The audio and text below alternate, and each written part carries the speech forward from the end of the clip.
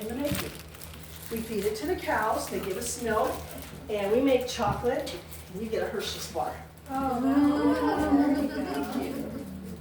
This is so good, thank you. You're more than welcome. Oh. Sure.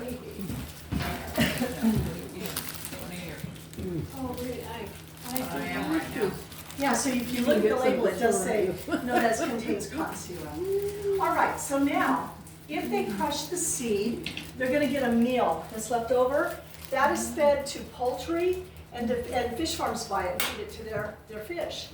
Also, the cattle company, they can put fertilizers too, they can make fertilizers with it.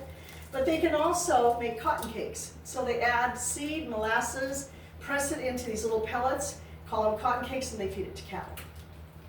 But there's still another market. Did you get those little fibers off the seed? No. They're so short, they cannot be woven into clothing. They're referred to as linters. The cotton that goes in the bale is referred to as lint. So on the linters, they're up close to the seed, and they contain cellulose.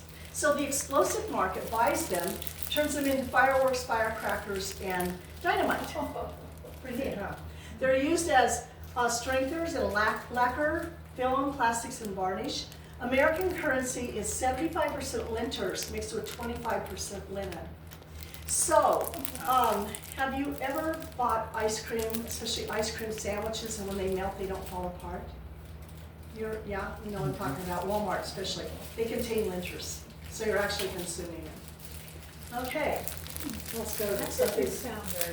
But there's other things that I'd rather not consume. You know, your grated cheese contains sawdust to keep it from sticking. Yes, Yeah. yes. So linters, sawdust. No? Hey, it's fiber. Yeah, there you go. And so anyway, Eli Whitney invented the gin, and the word gin is short for engine. So did I answer your question on the gin? Yes. So it's like a combination of machines to make it all work. Yeah, I didn't know about it. And the technology hasn't changed that much. It's just been, you know, they usually use natural gas in them to heat them, and you know, there's the power sources are different. Okay, so now on the grading, I talked about fair to middling. So anybody buying cotton before 1912 would go out and barter with farmers directly, and they would agree on a price. After 1912, the New York Cotton Exchange was formed, knowing that cotton was going to be sold all over the world, and they needed to classify it and grade it, you know, so that it was all graded fairly.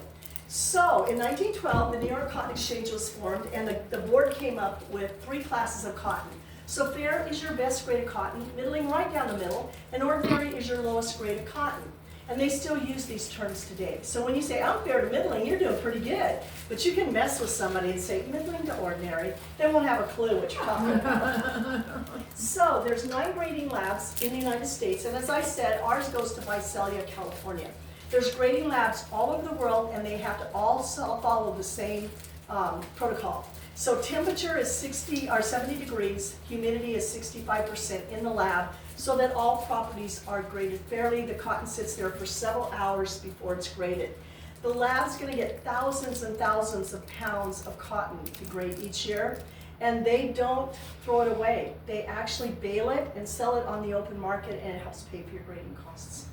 So now, when they do grade it, there's people that they type into the computers all your information, and the machines actually do the work. So the first thing it's going to be graded on, is fiber length. So the longer the fiber, the higher the grade, individual, each one. And Pima cotton will have longer fibers, so there's the standards for each one. The next thing the machine is doing, it does this by weight, it grabs some sample and it twists it into yarn. And then it breaks the yarn, and at the point of breaking would be a strength test. Then the micronair is done, and that's a repeat of fiber and strength test over and over again, and that will determine how mature the cotton was. So I'm going to give everybody some cotton, and you can do a fiber test and a strength test. You can share that chart because they're not going to ding it because, you know, it's all that same color. Yeah. Right. Weather and insects affect the cotton. And so if you have say a dust storm and it rains right after that, so it puts dust on the cotton, and then the rain comes, it's going to stain it. And if it hails on these little outside bowls, there's a pigment, it's kind of a purplish, and it'll hit that and bruise the cotton and stain it.